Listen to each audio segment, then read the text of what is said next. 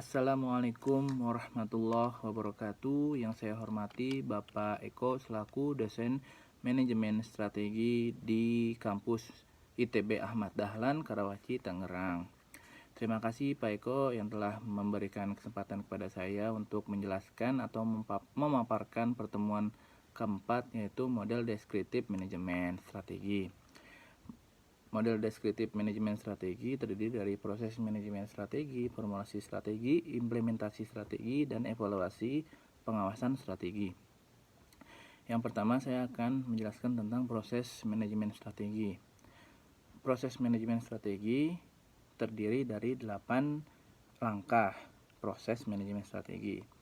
Yang pertama, identifikasi misi dan sasaran organisasi. Yang kedua, analisa lingkungan luar. Ketiga, identifikasi peluang dan ancaman.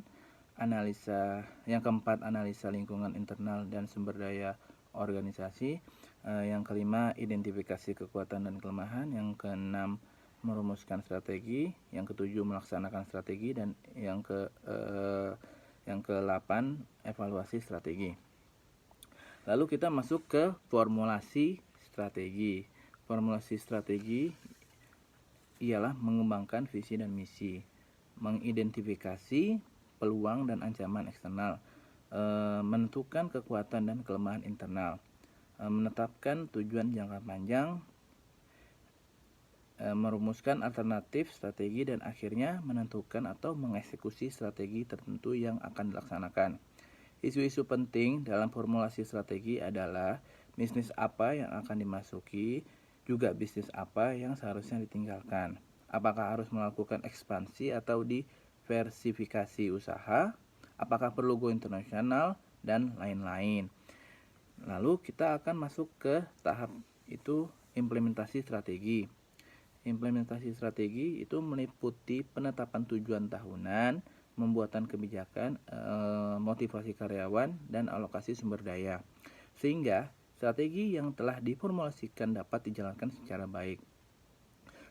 Hal penting lainnya adalah mengembangkan budaya yang mendukung pelaksanaan strategi dan juga menciptakan struktur organisasi yang efektif, mengarahkan usaha pemasaran, dan menyiapkan anggaran. Sehingga pemberdayaan sistem informasi menghubungkan kinerja karyawan dengan kinerja organisasi yang baik. Lalu kita juga masih dalam implementasi strategi.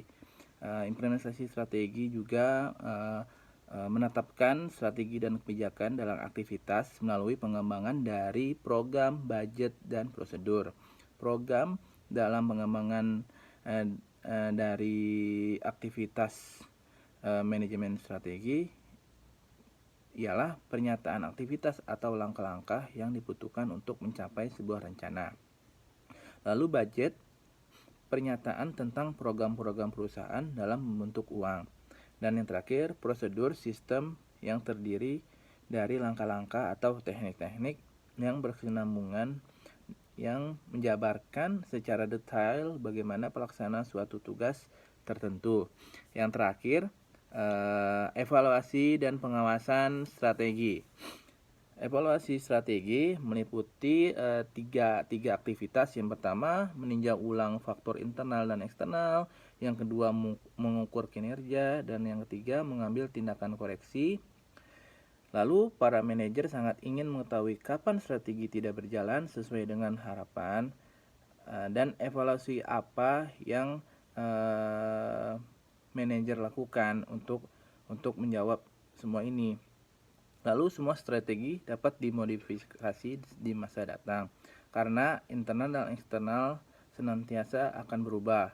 Evaluasi dibutuhkan karena kesuksesan hari ini tidak menjamin kesuksesan hari esok.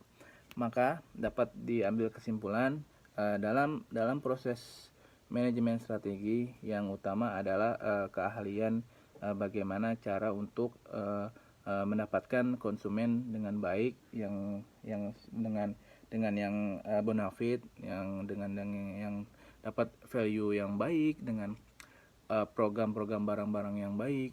Itu yang akan kita proses manajemen strategi ke depannya. Demikian Pak Eko yang dapat saya sampaikan. Kurang lebihnya saya minta maaf karena banyak kekurangan manusia. Namanya juga manusia. Ya, Pak Eko ya. Terima kasih Pak Eko. Selamat malam. Assalamualaikum warahmatullahi wabarakatuh.